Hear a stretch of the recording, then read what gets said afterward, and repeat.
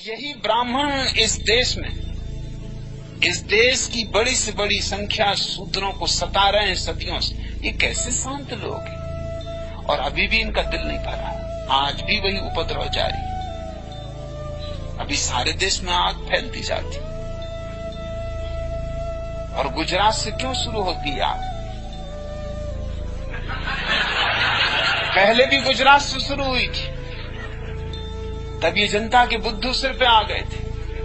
अब फिर गुजरात से शुरू हुई। गुजरात से शुरू होने का कारण साफ है, ये महात्मा गांधी की शिक्षण का परिणाम है, ये उनकी शिक्षा का परिणाम। वो दमन सिखा गए और सबसे ज्यादा गुजरात ने उनको माना, क्योंकि गुजरात के अहंकार को बड़ी तरक्की मिली कि गुजरात का बेटा और पूरे भारत का बाप हो गया। अब और क्या चाहिए?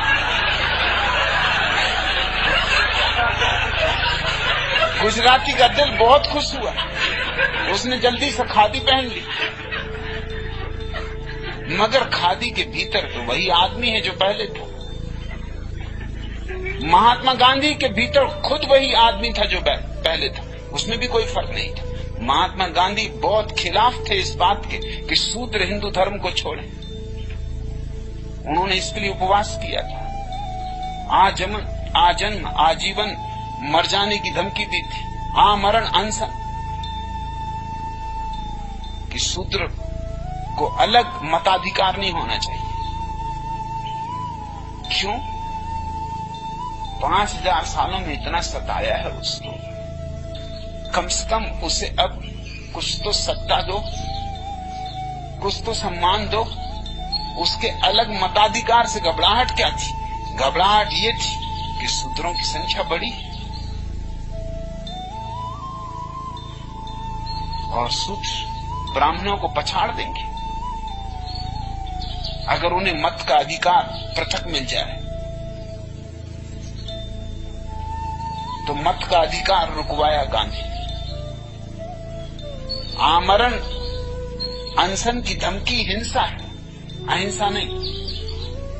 और एक आदमी के मरने से या न मरने से कोई फर्क नहीं पड़ता, यूं ही मरना है। लेकिन दबाव डाला गया शूद्रों पे सब तरह का कि तुम पर ये लांछन लगेगा कि महात्मा गांधी को मरवा डाला। यूं ही तुम लांछित हो, ऐसे ही तुम अछूत हो, ऐसे ही तुम्हारी छाया भी छू जाए किसी को तो पाप हो जाता है। तुम्हें और लांछन अपने सिर लेने की झंझट नहीं लेनी चाहिए।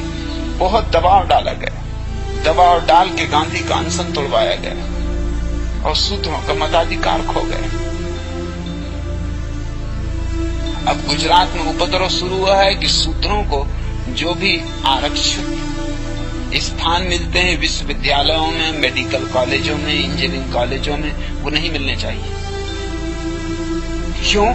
क्योंकि स्वतंत्रता में और लोकतंत्र में सबको समान अधिकार होना चाहिए। मगर शूद्रों को तुमने 5000 साल में इतना दबाया है कि उनके विचारों के समान अधिकार का सवाल ही कहां उठता है। सबको गुण के अनुसार स्थान मिलना चाहिए, लेकिन 5000 साल से जिनको किताबें भी नहीं छूने दी गई, जिनको किसी तरह की शिक्षा नहीं मिली, वो ब्राह्मणों से, क्षत्रियों से, वैश्यों से कैसे टक्कर ले सकेंगे? उनके बच्चे तो पिट जाएंगे, उनके बच्चे तो कहीं भी नहीं टिक सकते। उनके बच्चों को तो विशेष आरक्षण मिलना ही चाहिए। और ये कोई 10-20 वर्ष तक में मामला हल होने वाला नहीं।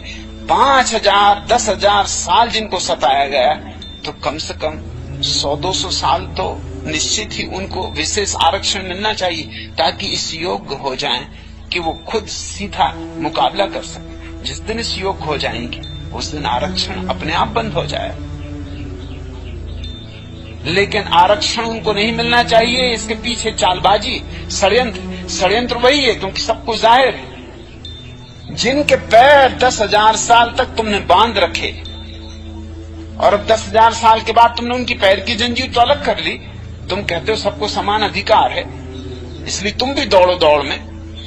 लेकिन जो लोग 10,000 साल से दौड़ते रहे हैं, धावक, उनके साथ जिनके पैर 10,000 साल तक बंधे रहे, उनको दौड़ाओगे तो सिर्फ फजीयत होगी। ये 2-4 कदम भी न चल पाएंगे और गिर जाएंगे। ये कैसे जीत पाएंगे? ये प्रतिस्पर्धा में कैसे खड़े हो पाएंगे? थोड़ी शर्म भी नहीं है इन लोगों को जो आरक्षण विरोधी आंदोलन चला रहे हैं। और ये आग फैलती जा रही है। अब राजस्थान में पहुंच गई, अब मध्य प्रदेश में पहुंचेगी और एक दफा बिहार में पहुंच गई तो बिहार तो बुद्धुओं का अड्डा है। बस गुजरात के उल्लू और बिहार के बुद्धू अगर मिल जाएं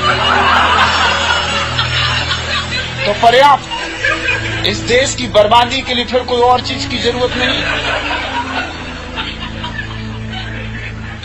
और ज्यादा देर नहीं लगेगी।